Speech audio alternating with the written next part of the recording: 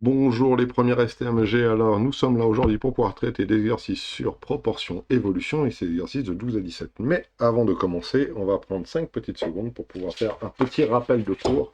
Et pour cela, on va faire un petit schéma qui résume un petit peu tout le cours. Donc, si on part d'une valeur initiale, un prix de départ par exemple, et qu'on lui applique un taux d'évolution, un taux en pourcentage, donc le petit t que je viens d'écrire ici, c'est un taux en pourcentage, et lorsqu'on applique ce taux d'évolution, on se retrouve sur une valeur finale, VF, ici. Or, ce taux d'évolution, il peut avoir une valeur positive et négative. La valeur initiale peut décroître, et si elle décroît, donc c'est un taux négatif, un moins 20%, comme pour les soldes. Ce qu'il faut rajouter, c'est la chose suivante. Et ben, appliquer ce taux d'évolution, ça revient à multiplier par un coefficient multiplicateur, qu'on appelle CM, le coefficient multiplicateur. Donc, chaque évolution euh, de t%, que ce soit en positif ou en négatif, revient à multiplier par un nombre, cm, qui lui est compris entre 0 et, on ne sait pas, plus l'infini. Pas forcément entre 0 et 1. Quand c'est entre 0 et 1, on va se rendre compte que c'est une diminution, parce que multiplier par un nombre qui est compris entre 0 et 1, ça fait diminuer la valeur initiale, et multiplier par un nombre qui est plus grand que 1, ça va faire donc augmenter la valeur initiale, donc forcément, c'est plutôt une augmentation quand c'est supérieur à 1. Alors maintenant, quelles sont les petites formules qui relient toutes ces choses-là? Alors, première chose qu'on peut dire, c'est que le taux en pourcentage, c'est égal à VF moins VI sur VF, le tout fois 100. Alors pourquoi? La différence qu'il y a entre la valeur finale et la valeur initiale, de combien ça a augmenté, entre guillemets, divisé par la valeur initiale et par la valeur finale. Voilà, tout le monde fait cette erreur, y compris votre prof de maths, donc c'est pas une bonne idée. Valeur initiale, donc l'évolution absolue, la quantité d'argent qui a été ajoutée ou soustrait de la valeur initiale pour aller jusqu'à la valeur finale, on la compare à la valeur initiale. Et on multiplie tout par 100 pour avoir ça en pourcentage. On va bien sûr faire un exemple. Pour pouvoir trouver le coefficient multiplicateur, trouver le coefficient multiplicateur, ben, c'est... Alors on va le faire dans l'autre sens, on va déjà commencer par le taux. Non, coefficient multiplicateur, qu'est-ce que je dis? N'importe quoi. Le coefficient multiplicateur, c'est 1 plus t sur 100. Alors, on va commencer. Voilà.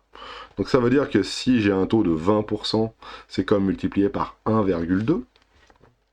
On va justement faire un exemple juste derrière avec tout ce qu'on a derrière. Et pour retrouver le taux, c'est facile. C'est CM moins 1, le tout fois 100. Voilà. Ça, c'est les 3 petites choses à connaître. Il y en a peut-être d'autres, mais en tout cas, c'est les 3 qui sont absolument indispensables pour le cours. Alors, petit exemple tout simple. Imaginons que je veux faire un taux de plus 20%. Ça correspond à un coefficient multiplicateur de 1 plus 20 sur 100, ce qui correspond à 0,20. Ça veut dire que si vous aviez par exemple un téléphone portable qui fait 150 € et que vous l'avez fait signer par un joueur de foot célèbre et qui prend plus 20% d'augmentation, c'est comme si vous le multipliez par 1,20.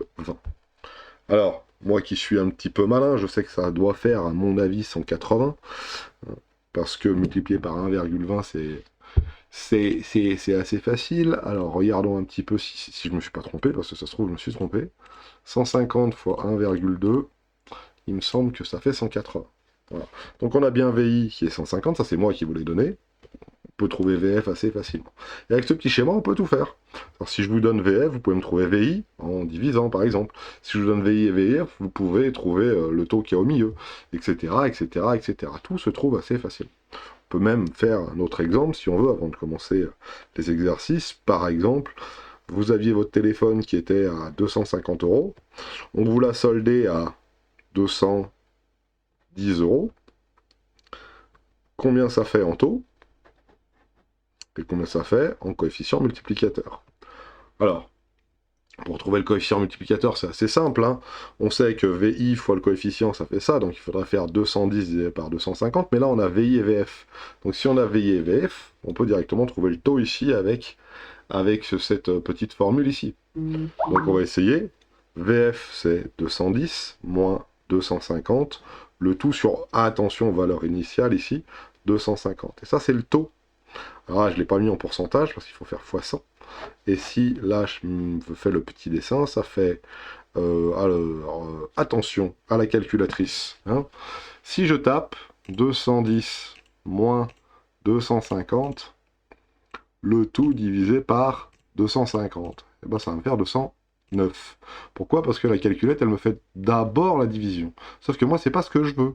Ce que je veux, c'est faire 210 moins 250, tout ça divisé par 250. Donc il faut bien que je mette ça comme ça. Paf! Et je multiplie par 100, ce qui me fait moins 16%. Donc là, je suis à moins 16%. Et ce qui me donne quoi comme coefficient multiplicateur? Alors comment je fais pour avoir le coefficient multiplicateur? Là, paf, moins 16%.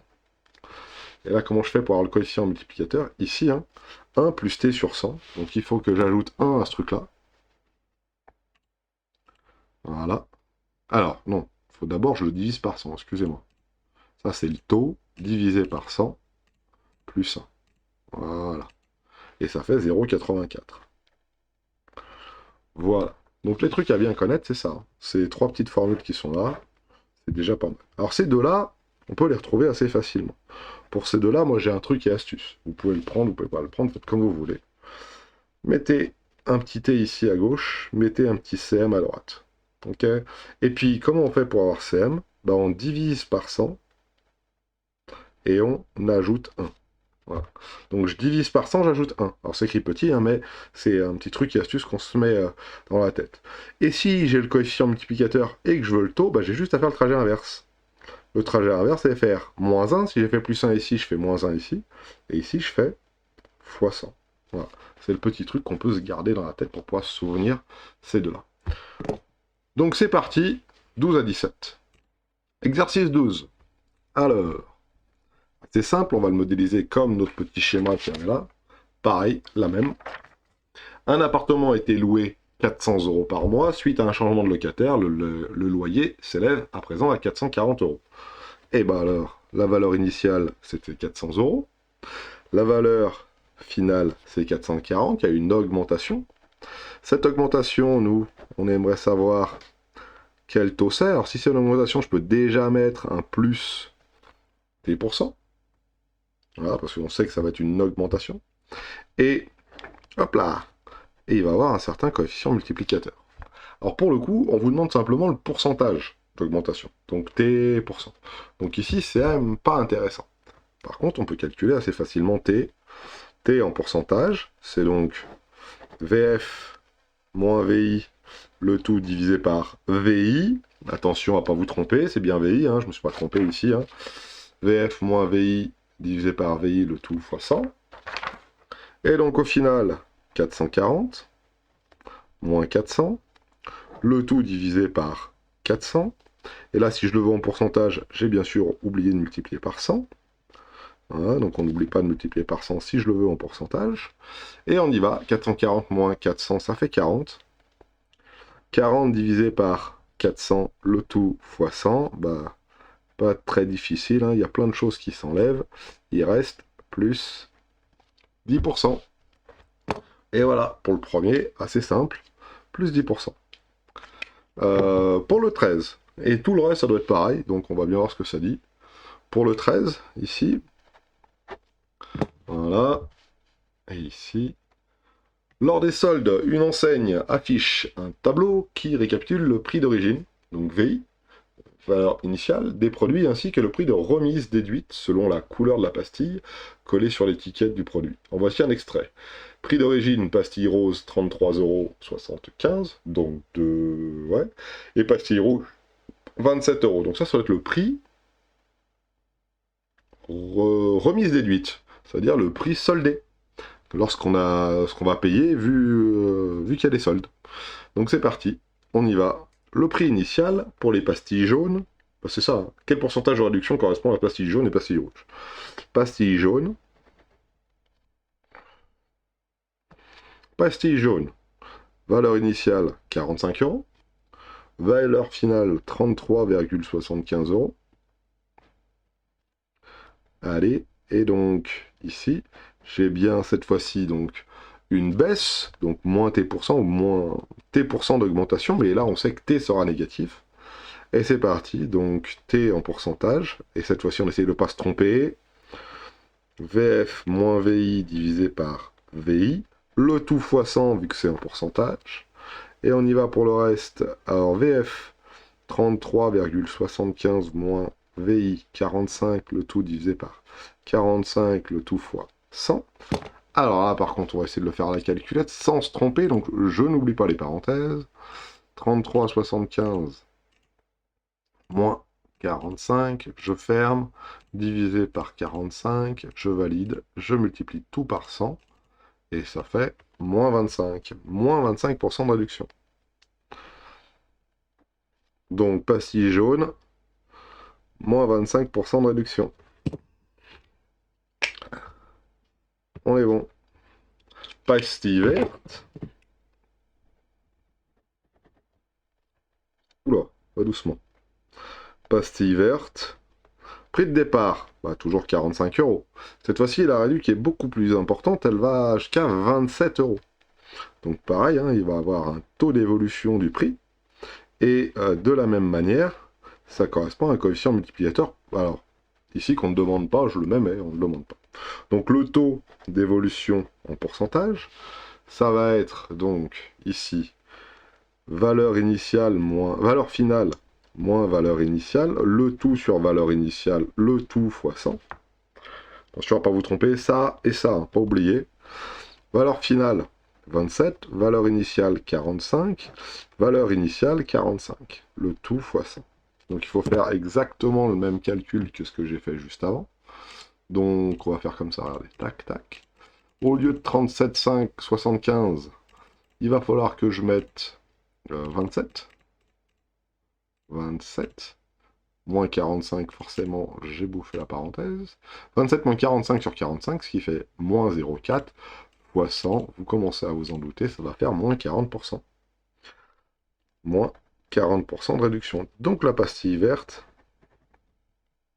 moins 45%. J'ai déjà écrit ça. Moins 40%. Voilà. Choup et choup. Facile. Donc voilà pour le 13. Et puis on peut continuer. Le 14.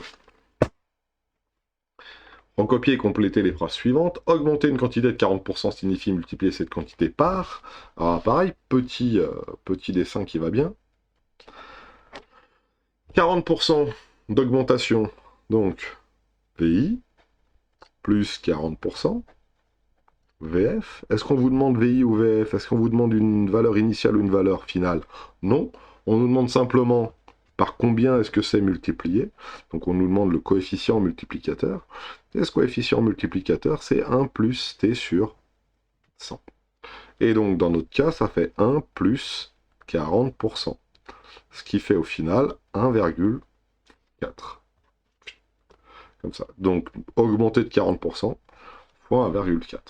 Maintenant, diminuer de 30%. Pouit. Moins 30%. VF. Le coefficient multiplicateur, c'est toujours 1 plus t sur 100. Ce qui fait 1 plus moins 30 sur 100. Attention, hein, c'est une diminution, donc c'est 1 plus moins 30 sur 100. Et au final, ça me fait 0,70. Est-ce que c'est vraiment nécessaire de le taper à la calculatrice? Oui, pour éviter de se tromper.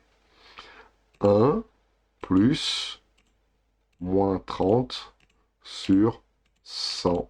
Et vous voyez que j'ai été un petit peu prudent, j'ai rajouté des parenthèses au lieu de autour du moins 30%, mais je ne suis pas sûr que c'était nécessaire.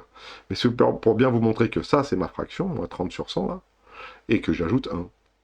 Et je valide. 0,7, on est bon. Voilà pour le 13. Je vous mets un petit coup de stop pour vous montrer les solutions, donc comme ça vous les aurez. Fois 1,4 et fois 0,7. Voilà. Ça, c'est l'exercice qu'on avait déjà fait en seconde. Hein. On reprend en première STMG pour être sûr que ça va être important aussi dans les suites, hein, donc à bien savoir faire. Donc vous avez vu hein, le petit schéma important. 15. Donner le coefficient multiplicateur correspondant au taux d'évolution suivant. Donc là, on a le taux d'évolution et on veut le coefficient multiplicateur. Voilà, ils ont oublié de mettre le pourcentage. Est-ce que c'est voulu ou pas? Je n'en sais rien. Je ne sais pas. On va bien voir. Il n'y a pas le 14, hein? Si. Donc ici, je me suis trompé. 14. Voilà. Et le 13, c'était... Ah, et le 13, c'était celui-là. Ok, d'accord. Donc, bon, on va dire que c'est que des pourcentages, hein. Ils ont oublié de mettre pourcentage. Allez. Tac, tac, tac. On va le rajouter, nous. Pourcent, c'est ici. Pourcent, et ici, pourcent. Comme ça, au moins, on aura un tout. C'est parti. Alors, 15. Donc moi, je veux le coefficient multiplicateur. Et je rappelle, donc, le coefficient multiplicateur, c'est 1 plus t sur 100. Donc, dans notre cas, plus 0,1%, ça donne t qui vaut ça. Donc, t égale 0,1%. Donc, ça donne le coefficient multiplicateur qui vaut 1 plus 0,1 sur 100, ce qui fait vraiment pas beaucoup, parce que ça fait 1 plus, entre parenthèses, 0,1 sur 100. Voilà. Ça marche, ça fait 1,00. On est d'accord. Alors, il se peut que ce qu'il voulait dire dans l'exercice, c'était la chose suivante. T égale plus 0,1. Et plus 0,1, eh ben, ça fait plus 10%.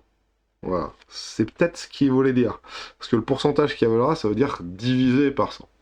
Donc 10 divisé par 100, c'est bien égal à 0,1. Ok. Donc si c'est ce qu'il voulait dire, là dans notre cas, notre taux, ça sera 1,1. Nous, on mettra toujours, je parlerai toujours en pourcentage, moi. C'est-à-dire que je vous donnerai toujours des taux qui sont en pourcent. C'est beaucoup plus parlant. Pareil pour le moins 0,8, mais dans notre cas, à nous, on va faire les deux, moins 0,8% et puis moins 0,8. Plus de 100%. Par contre, plus de 100%, c'est important. Okay. Si notre taux est égal à plus de 100%, ça veut dire que ça a beaucoup, beaucoup augmenté. Hein, on a pris le prix, on a pris 200% de ce prix, ça veut dire 2 fois plus, et on l'a rajouté au prix de départ. Donc vous vous doutez bien que c'est comme si on multipliait par 3 en fait. Et on va vérifier si c'est vrai ou pas. 1 plus 200 sur 100. 1 plus t sur 100, hein, t ici, hop, c'est t en pourcentage, c'est 200 sur 100. Et au final, ça me donne donc 1 plus 2 sur 1, ça fait 3. Donc augmenter de 200%, là je le souligne, c'est bien multiplié par 3. Augmenter de 0,1%, c'est multiplié par 1,001. Voilà. Moins 25%, celui-là aussi il est important. Un taux de moins 25%, ça nous donne un coefficient multiplicateur de 1 plus moins 25%. Ah, on peut le faire de tête. Moins 25%, c'est moins 0,25, plus 1, bah, ça fait 0,75. Voilà. Voilà. Ça, c'est des coefficients multiplicateurs, et ça, c'est le taux qui correspond. On ira pour la suite, moins 0,8, ce fameux moins 0,8%. Moins 0,8%, et ben il faut faire le calcul. Hein. C'est 1 plus moins 0,8 sur 100. Et ça nous donne 1 moins... 1, excusez-moi, plus moins 0,8 sur 100. Et normalement, ça devrait faire un nombre plus petit que 1. Ah oui, c'est une baisse. Donc ça correspond à un quotient multiplicateur de 0,92. Ah, pareil. Alors je vous fais le cas où c'est pas exprimé en pourcentage. Je n'aime pas trop quand on écrit comme ça, mais voilà quoi. 1 moins 0,8, si c'est le taux, c'est pas exprimé en pourcentage, ça revient à faire moins 80%. Et moins 80%, bah, ça revient à avoir un coefficient multiplicateur de 1 plus moins 80 sur 100, et ça fait 0,2. Okay.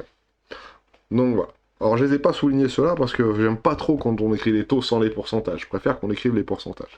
C'est pour ça que je les ai rajoutés. Maintenant, pareil pour le 16. c'est pareil, donner le pourcentage d'évolution associé au coefficient multiplicateur suivant. Là, on a le coefficient multiplicateur, on aimerait avoir les pourcentages, donc c'est le chemin inverse. Alors, regardons un petit peu. Hein. Alors, je vous refais le petit truc pour s'en souvenir. Le t, coefficient multiplicateur, divise par 100, ajoute 1. Okay. Divise par 100, ajoute 1. On est bon. Alors, je divise par 100, j'ajoute 1. Maintenant, j'ai le contraire. J'ai le coefficient multiplicateur, donc il faut que je fasse moins 1 fois 100. Voilà, ça, c'est les opérations qu'il faut que je fasse. Donc, pour le 16, j'ai un coefficient multiplicateur qui vaut 2. Si je veux le taux en pourcentage, je mets bien le pourcent, mais bon, vous avez bien compris que c'était en pourcentage, il faut que je fasse CM-1 fois 100. Et CM-1 fois 100, c'est 2 moins 1, ce qui fait 1, fois 100, ce qui fait plus 100%. Donc le taux d'évolution pour un coefficient multiplicateur de 2, c'est 100%. Vous multipliez par 2, c'est comme si vous augmentez de 100%. Augmenter de 100% un prix, ça veut dire rajouter le prix à lui-même. Donc vous doublez le prix, vous doublez la valeur. Si le prix du blé a pris 100% d'augmentation, ça veut dire qu'il a doublé. S'il a pris 200%, il a triplé, etc., etc., etc. Maintenant, on a un coefficient multiplicateur qui vaut 0,4. Alors déjà, première chose qu'on peut dire, 0,4, monsieur, il est compris entre 0 et 1. Donc ça va être forcément une baisse. Allez, regardons. Donc CM-1 fois 100. Alors je recrée la petite formule, c'est peut-être pas nécessaire. 0,4 moins 1 fois 100, ce qui est égal à moins 0,6 fois 100. Ouh là là, trompé. Ce qui fait donc moins 60%. Hop, hop. Ce fois, il n'y est pas là. Hop. Moins 0,6 fois 100, ce qui fait moins 60%. Et on tombe bien sur une valeur qui est donc négative, c'est important de le noter. Bien négatif, pourquoi parce que c'est un coefficient qui est compris entre 0 et 1.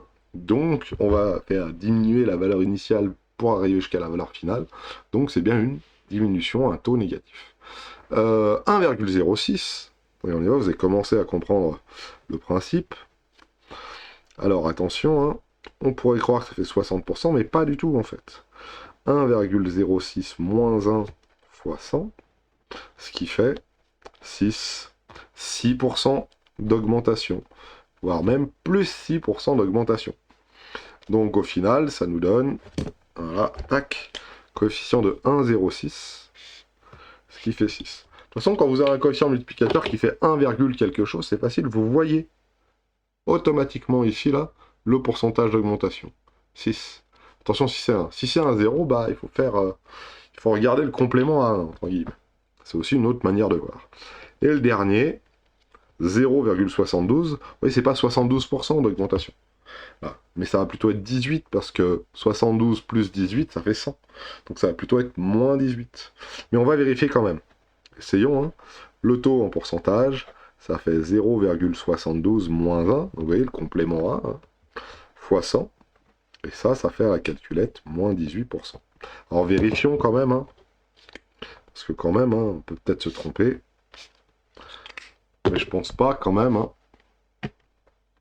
0,72 moins 1. Je fais d'abord la parenthèse. Après cette parenthèse, je la multiplie par 100. Et vous voyez, je me suis trompé. Ça fait pas 18, ça fait 28. Une erreur de calcul est vite arrivée. Heureusement qu'on tape à la calculatrice. Alors, je vais pas vous mentir, c'était fait exprès. Pour vous montrer toutes les erreurs que vous faites. Souvent c'est ça. Ah ouais, 72, ça fait 18, donc je pose le calcul, j'écris directement la solution, et hop, je me suis trompé d'une dizaine.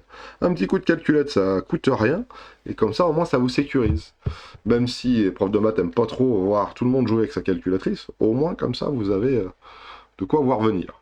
Vrai ou faux? Multiplier par 0,35 la distance à parcourir, c'est réduire de 65% cette distance. Donc, grosso modo, pour le 17, est-ce que le coefficient multiplicateur de 0,35, ça conduit à un taux de réduire de 65% cette distance. Ah, j'ai fait une bêtise là. Hop, de faire un taux de moins 65%. Et ben on n'a qu'à vérifier. Mon taux en pourcentage, ça va être donc CM-1 fois 100, Ce qui va faire CM 0,35 moins 1 fois 100. Et là, pareil, je pourrais dire c'est bon, j'ai juste, ça marche. Et ben, vérifions. 0,35 moins 1, le tout fois 100. Et paf, moins 65. Donc ça, la A, elle est vraie. Voilà. Regardons la deuxième. À moins que je me sois trompé, mais bon. Un livre ancien compte 34 euros après une hausse de 127%, son prix est de 35,27. Alors essayons, hein. 34 euros ici, plus 127%. Combien ça vaut derrière? Alors, on y va. Calculons le coefficient multiplicateur. Donc dans notre cas, nous, CM, ça vaut 1 plus 127 sur 100.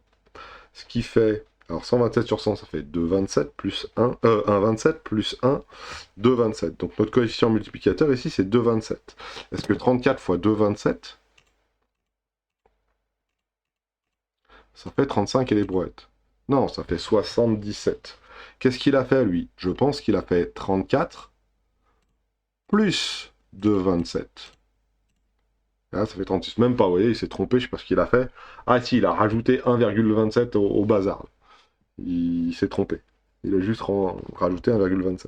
Donc non, parce que ça fait 77,18 euros. Donc ici, pour la petite B,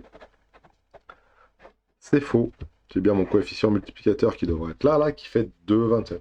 Ça se voyait à l'œil nu. Pourquoi? Parce que augmenter de plus de 100%, ça veut dire doubler le prix.